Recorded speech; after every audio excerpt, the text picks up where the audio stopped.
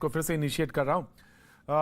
एक खबर है जिसको कि मैं आगे बढ़ाना चाहता हूं। राष्ट्रीय अल्पसंख्यक आयोग ने इंदौर के डीएम को नोटिस जारी किया है और 7 दिनों में इस घटना को लेकर जवाब मांगा है।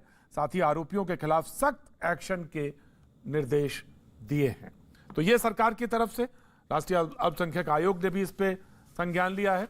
सरकार ने वहां लिया है, 3 लोगों को गिरफ्तार किया है। बीजेपी के प्रवक्ता बोल रहे थे डिबेट इज नाउ ओपन, क्योंकि टाइम बहुत सारा निकल गया है। मैं मसूद हाशमी साहब के पास जा रहा था। मसूद हाशमी साहब, now you can initiate. Masood Hashmi साहब। जी जी जी प्रतीक जी, देखिए, एक चीज होती है हादसा और एक चीज होती है आदत। ये जो बार बार हिंदुस्तान के अंदर कभी कहीं ये जो घटनाएं हो रही हैं, ये एक आदत बन गई है। अब हमें सोचना इस बात पे है कि ये आदत बनी क्यों, इस आदत को कौन है जो प्रोपोगेट कर रहा है और कौन है जो इसको पैटर्नाइज कर रहा है, ये हमें देखना पड़ेगा। मैं समझता हूं कि जब किसी भी राज्य का मुख्यमंत्री, ये जहां घटना हुई है वो तो मामा जी के स्टेट में हुई, उनके राज्य में, मामा जी वो कौन से मामा हैं, ये हम तमाम लोगों को तय करना पड़ेगा कि वो कौन से मामा हैं या वाकई वो। मसूद हाशमी साहब, एक चीज पे मैं रोकना चाहूंगा, और वो ये है कि मामा जी नहीं, उनका नाम शिवराज सिंह चौहान है। अदब के साथ नाम लिया जाएगा, अदब के साथ डिबेट करेंगे और अदब के साथ ही डिबेट होगी, बिल्कुल। और अगर मैं ये मुद्दा उठाता हूं तो मैं इसलिए उठाता हूं कि नाइंसाफी किसी के साथ नहीं होगी, नाइंसाफी किसी के साथ ना होगी और ना ही होने दी जाएगी।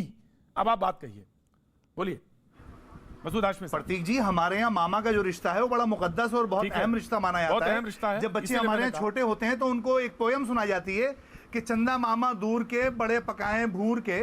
तो मामा का जो ताल्लुक है मामा भांजे का, वो बड़ा अच्छा, बड़ा पवित्र रिश्ता है। आपको तो मैं उसी संदर्भ में बात कर रहा था कि एक मामा के गांव में, एक मामा के घर के अंदर ऐसा काम हो तो बहुत निंदनीय है और बहुत दुख होता है।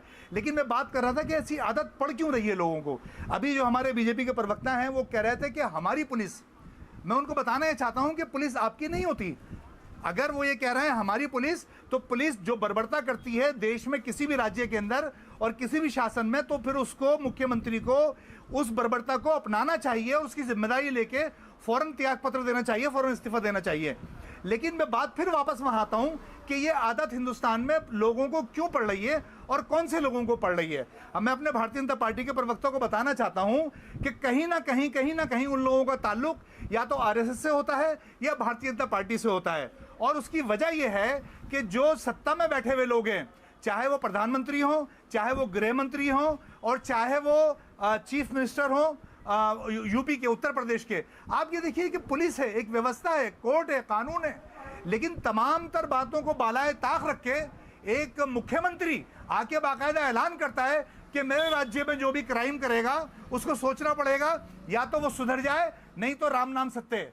तो फिर आप आग लगा दीजिए ना तमाम कोर्ट्स को, तमाम पुलिस थानों को बंद कर दीजिए, आप पुलिस की नौकरियां खत्म कर दीजिए, कानून की किताबों को जलाकर रख दीजिए और कह दीजिए कि तालिबान तो झूठे तालिबान हैं, असली तालिबान तो हम हैं। एक तरफ तो आप हाहाकार मचा रहे हैं कि अफगानिस्तान में क्या हो रहा है, और दूसरी तरफ आप इस बात का संज्ञान नहीं ले रहे हैं कि हमारी अपनी मातृभूमि, हमारे अपने देश, हमारे अपने प्यारे वतन के अंदर क्या हो रहा है। मसूद हाशमी साहब, बार अत्याचार हो रहे हैं।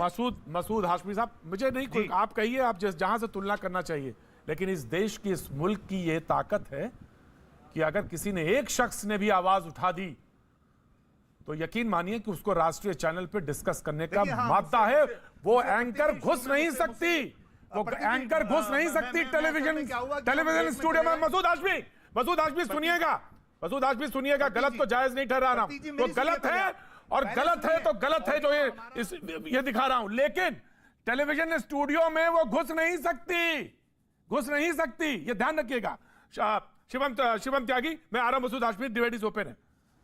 शिवम त्यागी जी, मैं एक बात कहना चाहता हूं, वो हमारा शुरू में ऑडियो ब्रेक हो गया था। प्रतीक जी, सबसे पहले बात कर लीजिए। शिवम त्यागी बात कर लीजिए। शिवम जी एक सेकंड, मसूद हाशमी साहब को कह लीजिए। शिवम जी एक सेकंड, मैं शुरुआती इस बात से करना चाहता था कि मैं प्रतीक का धन्यवाद करना चाहता था कि प्रतीक ने हमेशा वो इशू उठाए, वो मुद्दे उठाए कि जिन पे चर्चा करने की हमें जरूरत है और बड़ी ईमानदारी से आप चर्चा करवाते हैं। इस बात को मैं मानता हूं और होनी चाहिए मसूद भाई, होनी चाहिए।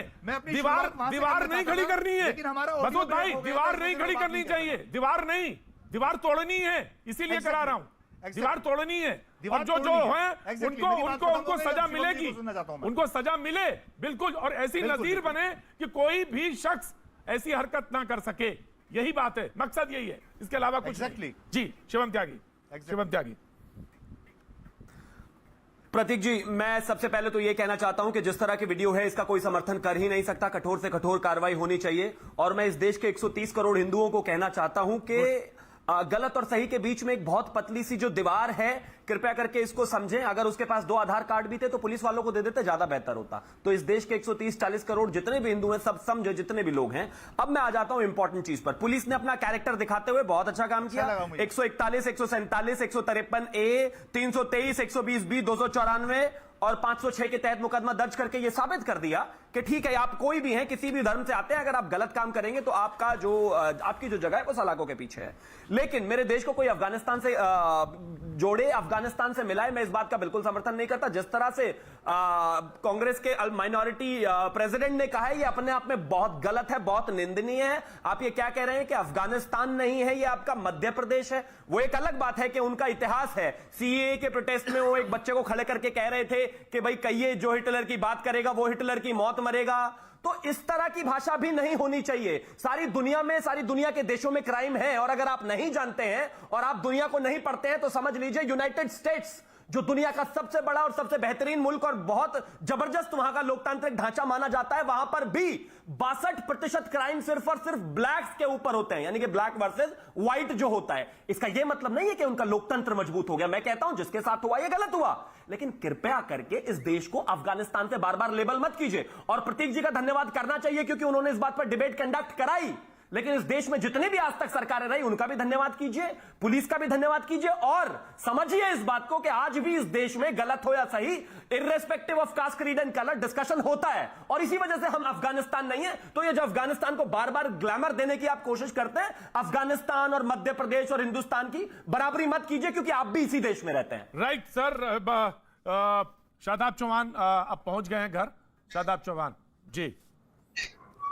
प्रतीक जी, सबसे पहले मैं न्यूज 18 इंडिया और प्रतीक जी आपका दिल की गहराई से धन्यवाद देना चाहता हूं कि इस विषय पर जहां लोग टीआरपी का खेल खेल रहे हैं, आपने हिंदुस्तान की एक दिल की बात, हिंदुस्तान की खूबसूरती को जिंदा रखते हुए इस अहम मुद्दे पर, तस्लीम के मुद्दे पर डिबेट की मैं दिल से धन्यवाद देना चाहता हूं 138 करोड़ हिंदुस्तानियों की तरफ से।